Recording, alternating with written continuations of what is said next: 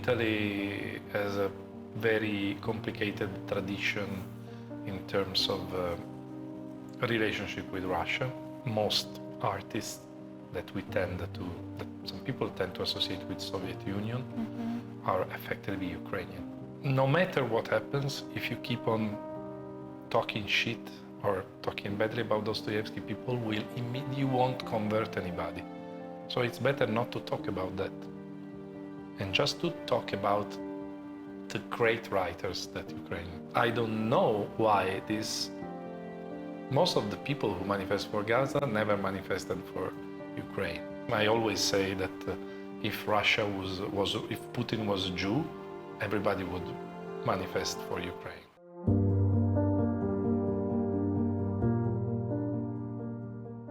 Отже, з вами програма «Несвідоме мистецтво». Я рада вітати в студії Gianluigi Ricuperati, італійського письменника, куратора, редактора часопису «Нова Експрес». Наша розмова буде вестися англійською і переклад буде для вас додано. So I was saying, hi, Gianluigi, I was saying that you accordingly accepted our invitation for this conversation, and that you're an Italian writer and a curator and the editor. I'm very happy to be here. Yeah, we are happy to have you here. And as I know that you, for the second year, are teaching the creative writing about art course in Pinchuk Art Center, and I would like to know what is your motivation to do it. Well, I would say for motivation, equally divided 25% each. First motivation, it's an act of love. As I have said many times, my family is half Italian, half Ukrainian. My wife is Ukrainian, and our kids, are currently here in this moment. So always on the side of Ukraine.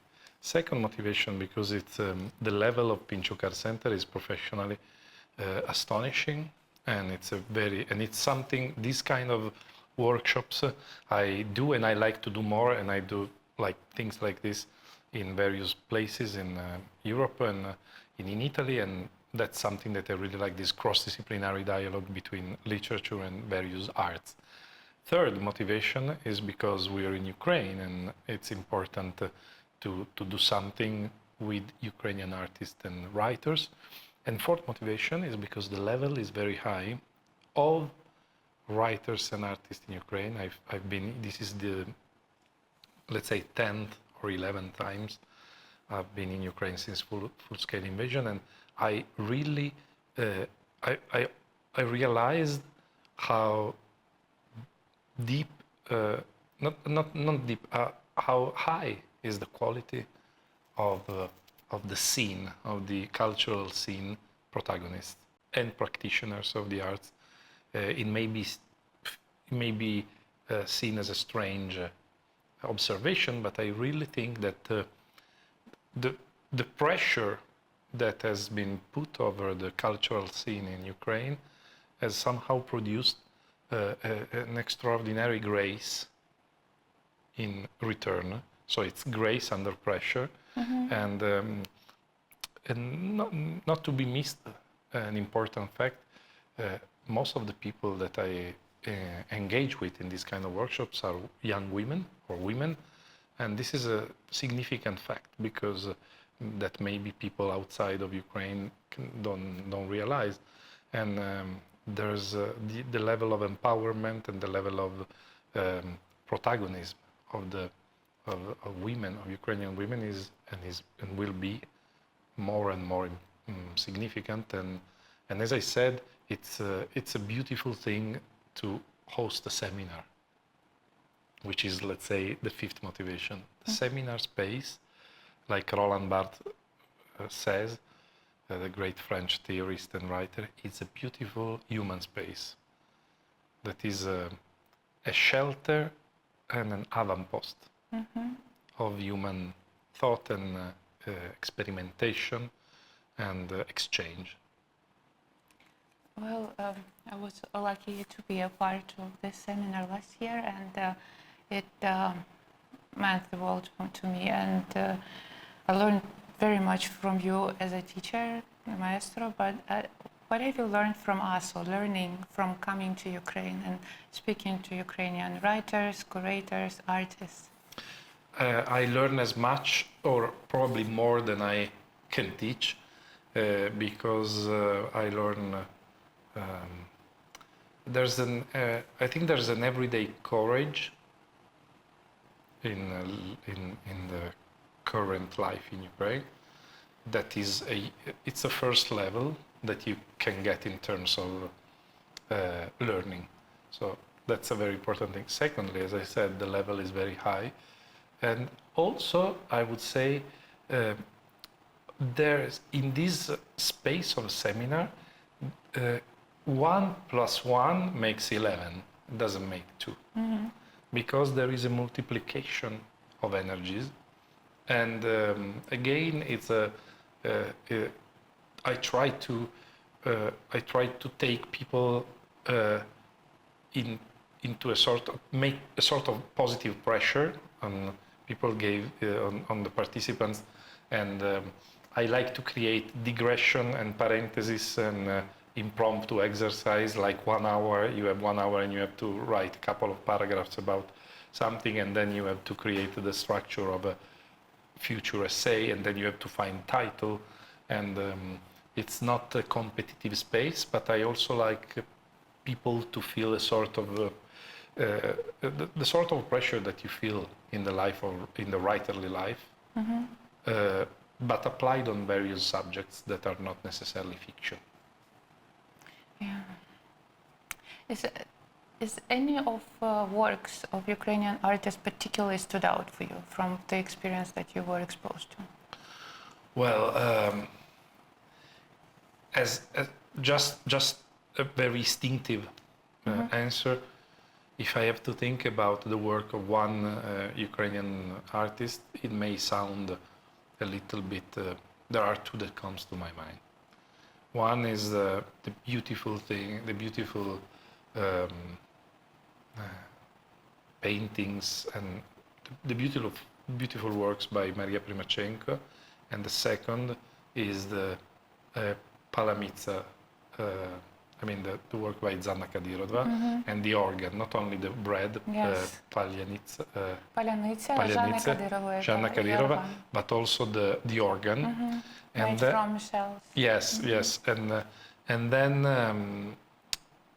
then obviously there are a lot of artists from the past that I didn't know about, and there, like something that is really important is the mosaic artist of Ukrainian, the modernist mosaic artist. That is kind of like some of them, as far as I know, are like forgotten or anonymous.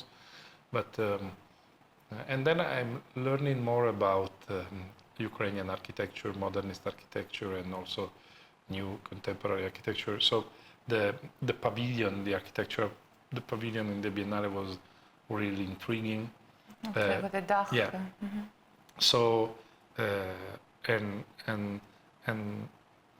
and moreover, obviously, there's an extraordinary literary scene, not only fiction, but also this new memoir, this new war literature. Obviously, we all worship them, and like one of the most touching things in these experiences in Ukraine is someone told me that because I came the first time I came into Ukraine after the full-scale invasion was really early. We were here in early May 22, and we were one of the first, let's say, expeditions of that were known NGO or governmental or properly journalist.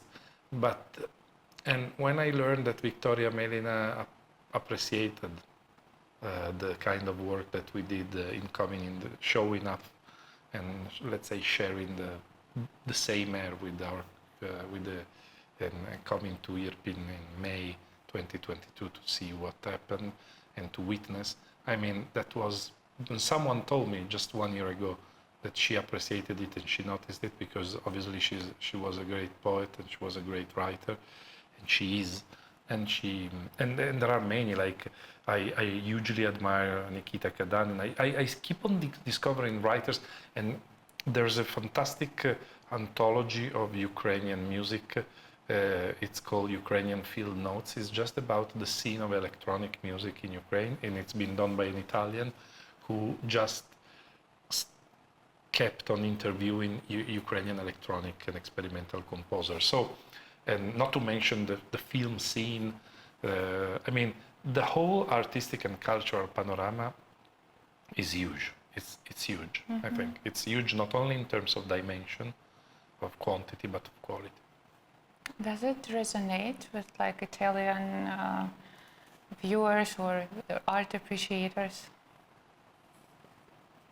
In Italy? I Yeah, in Italy. When do we have some expositions in Italy? Is Well, that yeah. in line with what people are expecting to see? No, I think that people don't. I mean, we are trying hard, and we keep on doing it, like to educate the majority of people, to educate the public to the differences and the specifics of Ukrainian culture. It's not easy.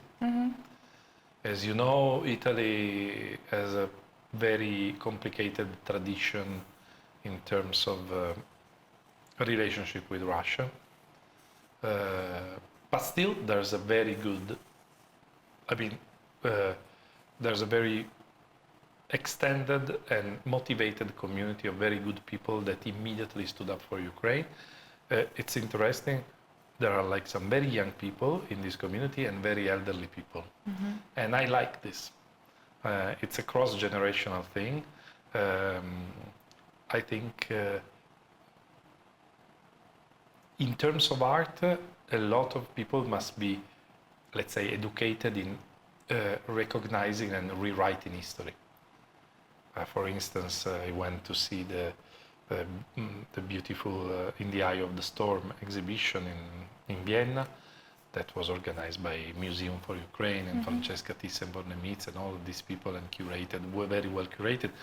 And I immediately wrote a piece on a newspaper I collaborate with, La Stampa, trying to tell the stories, trying to tell the story that the story must be told differently, and that most artists that some people tend to associate with Soviet Union are effectively Ukrainian.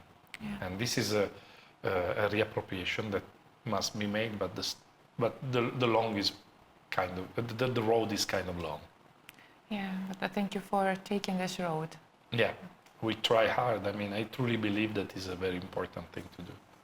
I heard from the artistic community that they are now trying to step back from their overall approach of canceling Russian culture, rather to the need to deconstruct empire and to show Ukrainian identity. So there's like a shift of paradigm of what are we projecting outside Ukraine. What do you think about that? I think it's the right. It's the right path. Also because it's a winning path. I mean, when you have a monster in the house or close to your house, the best thing to do, obviously, is to fight and resist and possibly eliminate the threat, but also to show a sort of positive indifference to the heritage that this monster creates. And that's the case of Russian imperialist and colonialist culture.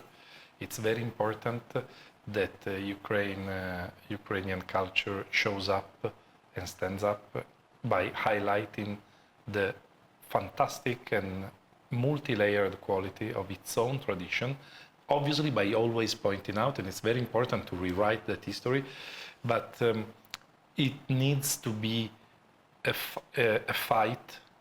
It's a long fight, and it's a continuous fight, and it needs to be done thoughtfully, and as somebody said, with the swiftness of a fox and the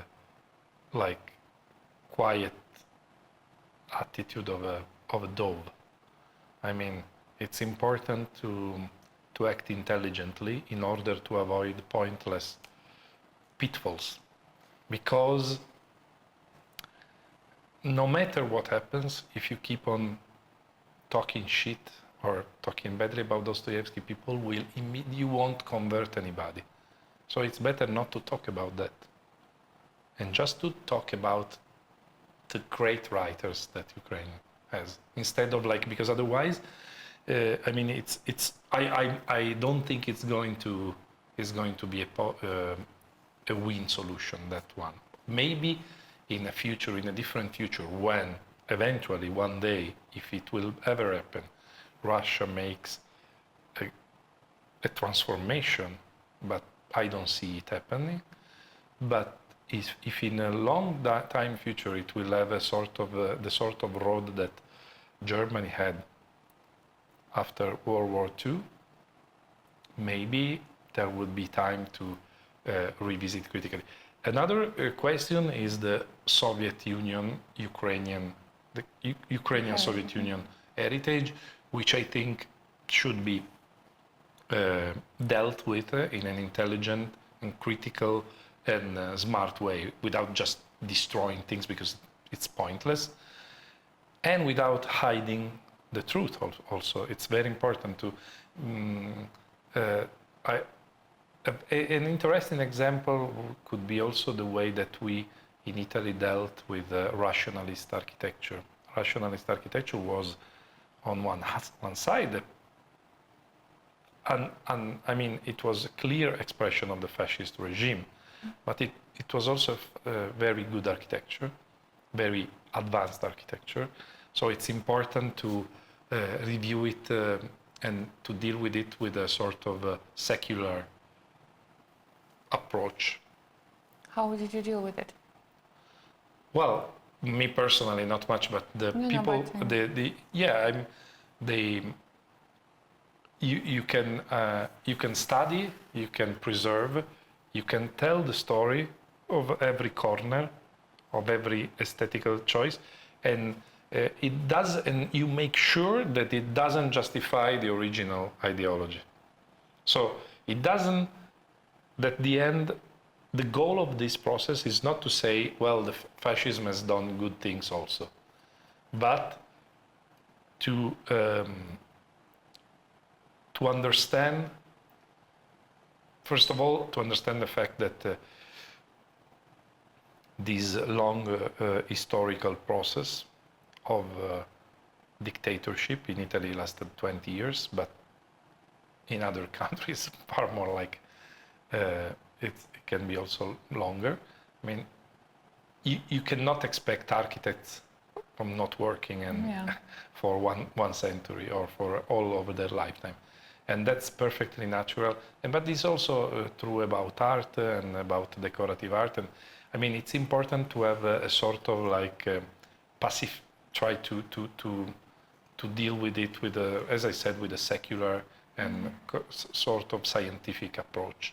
It requires lots of delicacy, but I mean. Now maybe it's too early. I don't know. Of course, I mean for Ukrainians, I think we are very traumatized by what happened. Yeah, it's too early.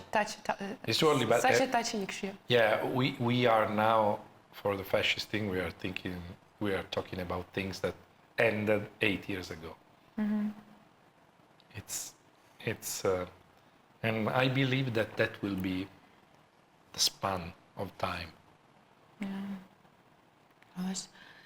When I was in Italy, we went to some plein air, to some small village part, and it was our art teacher dacha, so to say, like a summer cottage. Yeah.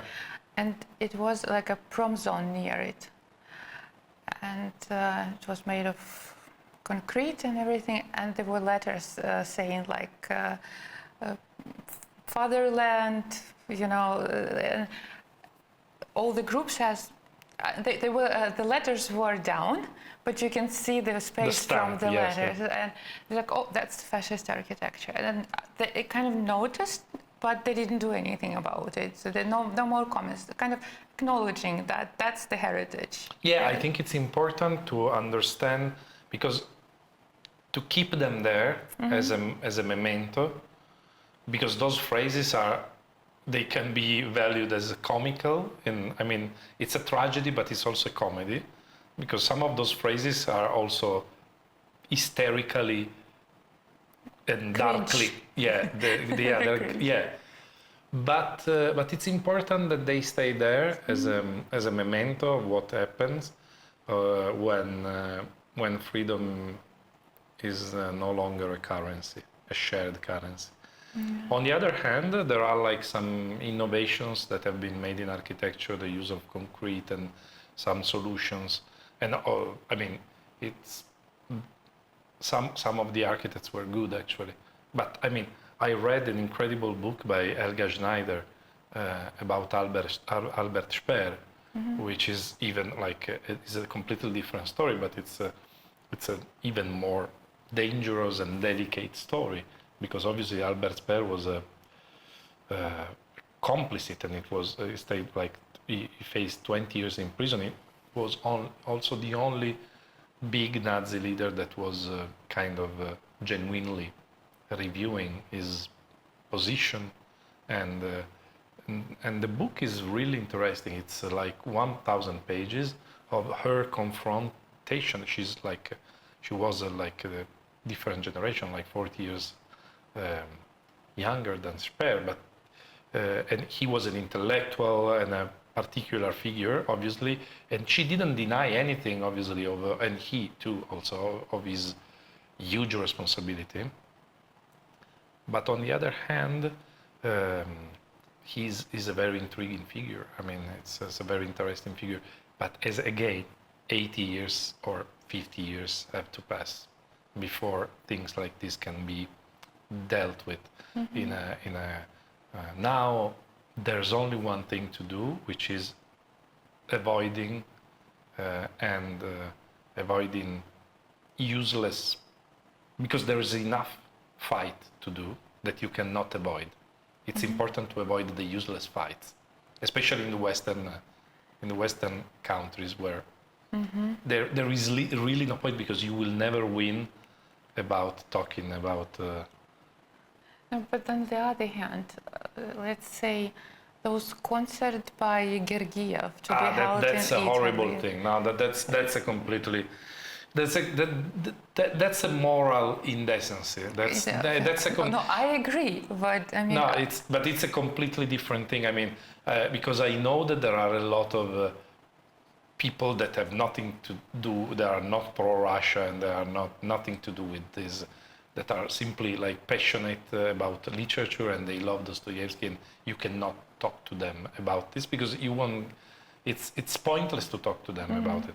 But they have no moral responsibility. I mean, they cannot. They are just simple people that love literature, and you cannot confront them the same way that you confront the politician, who I know, by the way, not personally, because I despise him. That invitation is the moral responsibility of a single person who is the governor, the leader of the Regione Campania.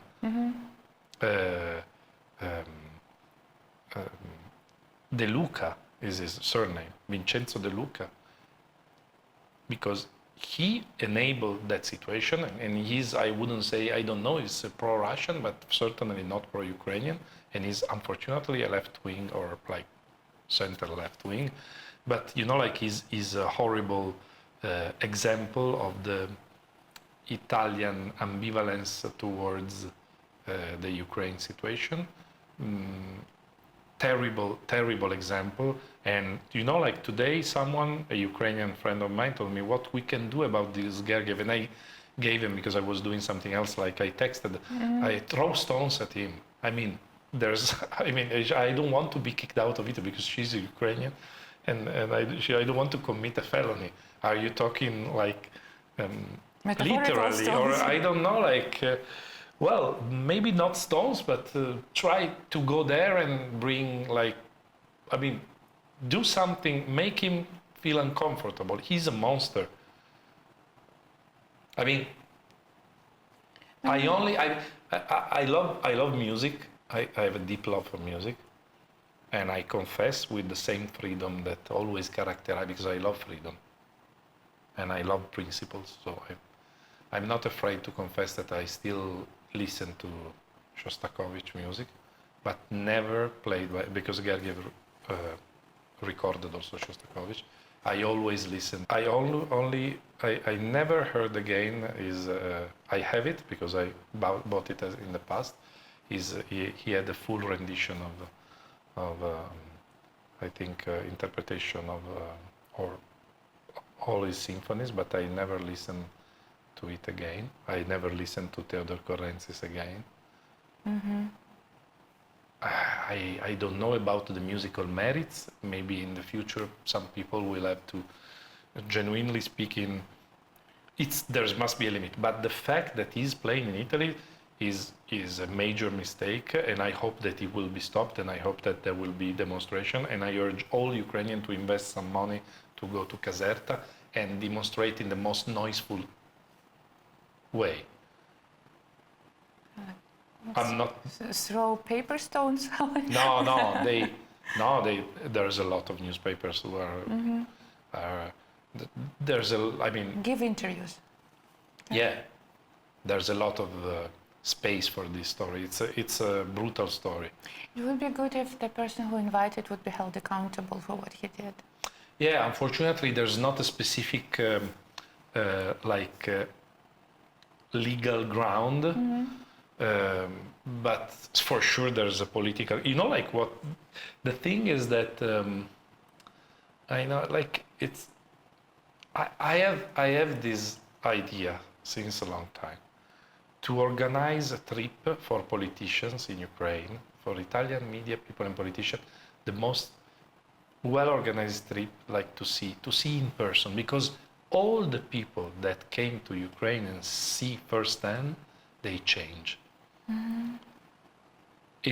And I don't mean like a propaganda kind of trip. I mean a simple trip, even with the show the complexity, also the complexity of the democracy here, without idolizing or idealizing Ukraine, but in a simple way, because that's the way that people change through example. I don't think there's.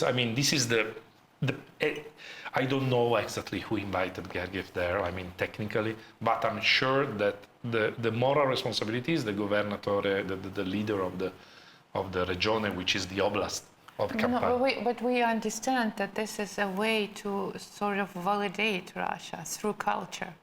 And it's a choice, and it's a hard choice not to go into canceling, because culture is exactly the tool they are using. Yeah, but in this case it's different. I think in this case I'm absolutely pro canceling.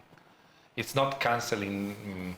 It's a different thing. I wouldn't even think. I think it's not okay to invite him, and he shouldn't be invited, and we should. This should be. There should be done something about it. But it's two clear examples. While it's pointless to ask to people not to read Dostoevsky because they won't do it, and it's counterproductive. It's very productive to try to stop Gergiev with the simple. I'm just saying that it must not be made in an hysterical or it must be made in a cool way. I really love the attitude of an Instagram profile that I follow, and that's my first source of anything about Ukraine, which is San Javelin, the Instagram profile, because they have like an aggressive but cool attitude toward the enemies, which are not one enemy. There is one big enemy, but there are many others, satellite enemies. And I think that kind of cool aggressiveness is the way that, but it's also an intelligent strategy, because it's pointless to lose time. The energies are very, very limited. Mm-hmm. So Gergiev should be not even admitted in Italy. I don't know, by the way, if there are legal grounds for not admitting him But I mean, I'm not an expert in legal things. Anyway, he's a monster. Would you say there was a shift in narrative in Italy since the beginning of full-scale invasion to now? Well, there for sure it has gained a little bit more space. The the narrative. First of all, the situation in Middle East ate up a lot of attention. First of all, second, we have like I mean, at least in this foreign policy, the Prime Minister and the President della Repubblica, they stood up for Ukraine in a sort of like almost entirely consistent way.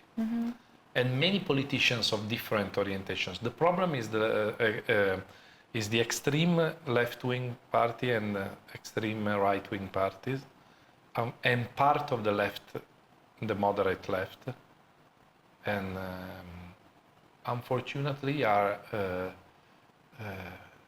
they still, I don't know if, you know, like some people I know that have some debt with Russia, like they've been paid somehow. I mean, various ways of paying, no? So they have to return something. But some people are so dumb that they manifest the narrative without even get paid, which is the only way that you should, because, I mean, none of these people would... They're called useful idiots. Yeah, I mean, none of those people would resist a single week in Russia. They wouldn't want, they never set foot, and it's like, you know, ideology is a brutal beast. I mean, it can drive you crazy. And I mean, it's nice to see that people, out of principles, identify with the weaks and the frails and the suffering.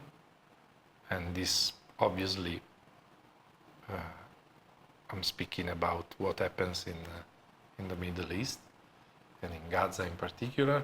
But I don't know why most of the people who manifest for Gaza never manifested for Ukraine.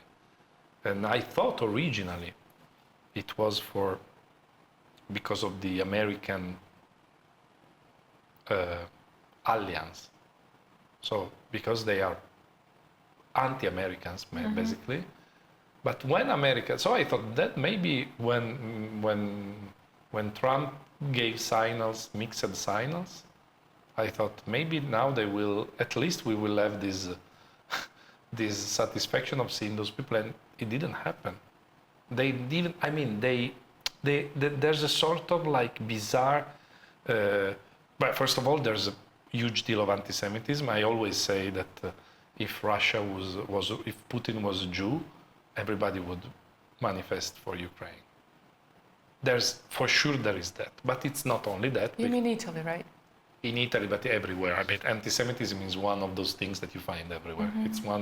It's really the most common. It's a millenary illness.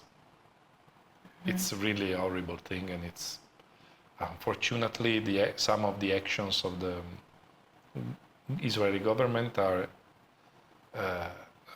not helping in this.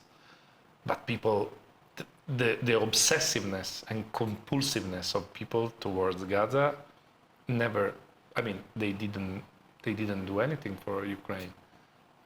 They never, especially but I think speaking of Ukraine, I think there's the people who are resisting and proposing the right narrative and are the best part of society, are the most cultivated, the most affluent, the most visionary looking, and the best part of the country, I must say. I'm sorry to say this.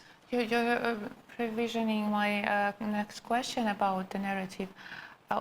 Would you suggest something on how to modify our narrative to the outside, for instance, in Italy in particular, so it will get more positive response from Italian community? Like what we need to adjust to your opinion?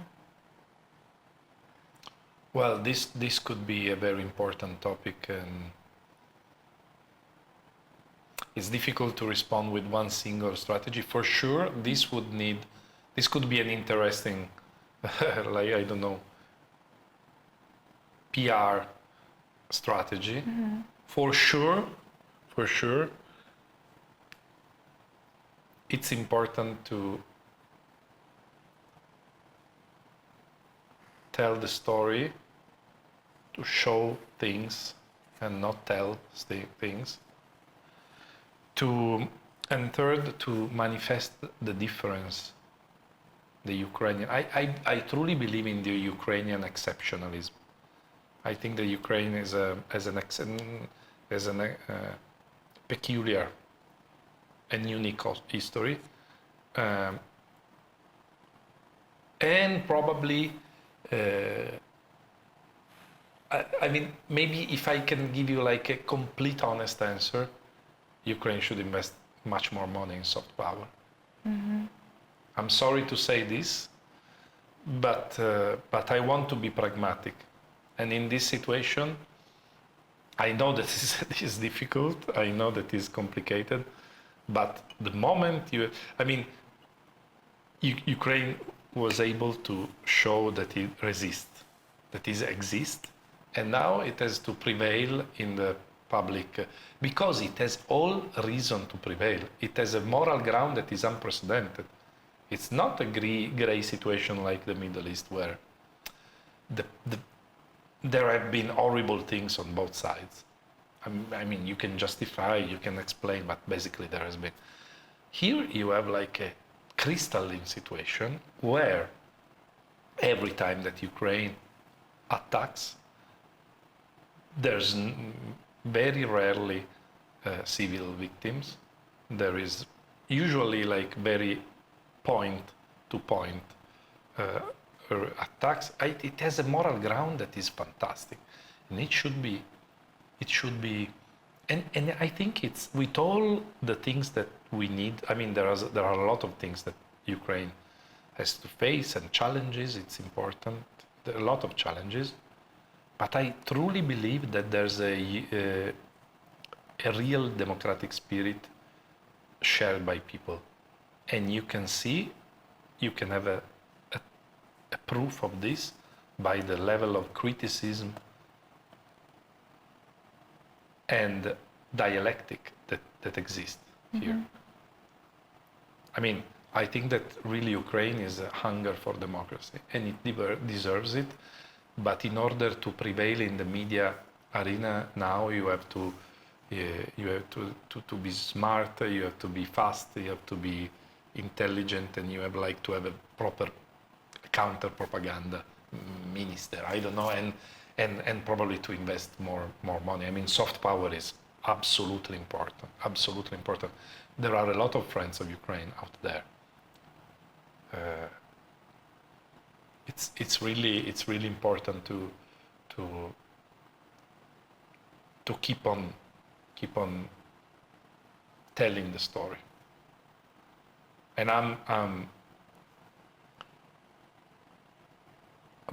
really eager to help in any way I can to promote this story, because it's not just a matter of Ukraine, it's a matter of like the European identity. So, which we should be a part of, right? Absolutely, it's already a part.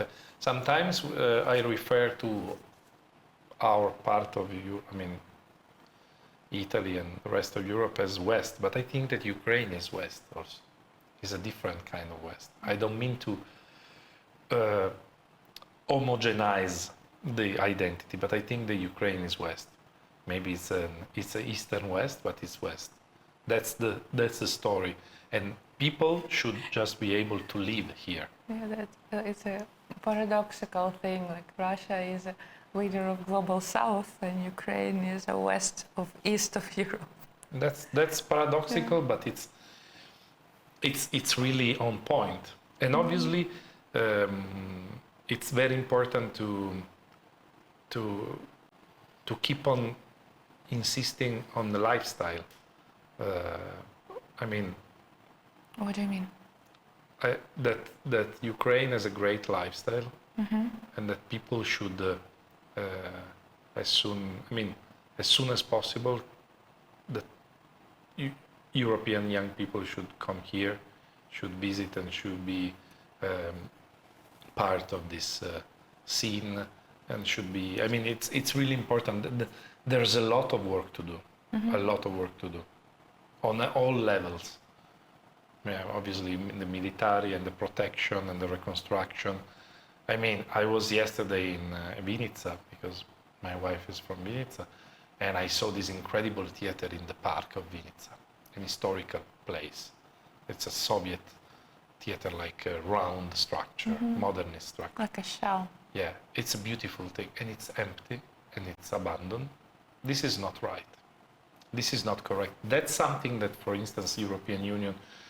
I'm more confident about the cultural things. I think there should be a recovery plan for cultural things, and also because like Ukraine is a nation of many cities. It's not just Kiev. Yeah, it's kind of like Italy. It's like Italy. Like we call it Cento Città Italy, because there's around 100 big cities and 1,000 between small and. And the level of local patriotism is quite comparable. Like people from Odessa, they have layers. Primarily Odessites and then Ukrainians, or That's like in Dnipro, in Lviv, in Kiev also. Yeah. That's. I think it's something, but it's important to have a recovery plan for cultural venues in Ukraine, theaters especially. I'm really positive about it.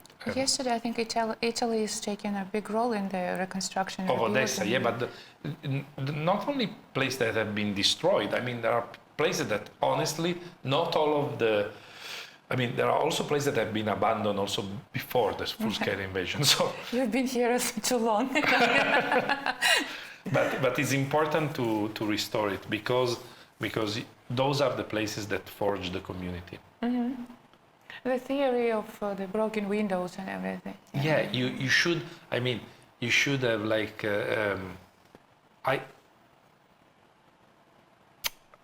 Let me put it this way. I think that we should have a Ukraine that is not looking like an Eastern country. It should look like a new landscape that is a mix of East and West. It should look differently, and there's a lot of things to do, especially in the small towns, because I mean, it's exciting because there's a lot of things. There's a lot of reconstruction to be made. Yeah. I was thinking that you said that your insistent dream about the political exchange. Maybe there should take place some artistic exchange when Italian artists come and do some project with Ukrainian artists and vice versa. Yeah. So they kind of interpollinate, and maybe something beautiful can be born. There must be an investment on this. I mean, we should. I mean, I say we because I feel part of it, because I'm. That's a part of soft power, exactly. Yeah, that's part of it. We should put some money on the table, and I mean, it's important to be pragmatic. Great leadership is also pragmatic. That's why it's pointless to spend time and energies arguing with people about some writers of the 19th century. It's important to be pragmatic about the now and the future. That's my feeling. Well, how to explain to people that if you're spending money on something else than armory, if it's a state budget, say? Well, because it's not obvious. I mean, I understand. It's not obvious, but sometimes it's important to explain things, and sometimes it's important. I mean, democracy is election and is accountability, but is also like taking decisions. There are many decisions that you take without consulting, and that's why I mean leadership should be forward-looking. I mean, the armory is just a part. It's a crucial part now, but when you lose the grip in terms of ideas, sooner or later they will let you without weapons. That is very true. But I'm thinking with Ukrainian society, that kind of leadership with no explanation will not come forward. I think that there should be a proper communication strategy explaining to the public why. Well, I think that's part of the job. I mean, I'm so grateful for your outlook. It's precious, and I like the way you enrich your speech with many metaphors. You're a real writer and a thinker and a huge supporter of Ukraine. I thank you very much for participating, and maybe you would like to address our public regarding anything. well, yes, I think, I mean, I really want to do things for Ukraine and with Ukraine, and I really believe in in this place as a future of interactions with Europe and with Italy. We need to work together. I believe that, and I truly mean it, that this is a land of opportunity. And it's one of those cases when you can do the right thing and do good business and have fun. And that's the spirit of the future. Unfortunately now there's a lot of resistance, and there's a lot of resilience, and there's a lot of suffering. But we need to nurture that hope. And the hope is not an emotion, it's a practice. And the secret language of hope is design. I mean, is design in the future. So it's very important to bring here the best people of the world and keep on doing it. Keep on hoping, design the future, and we thank Gianluigi Ricuperati for being with us. Thank you.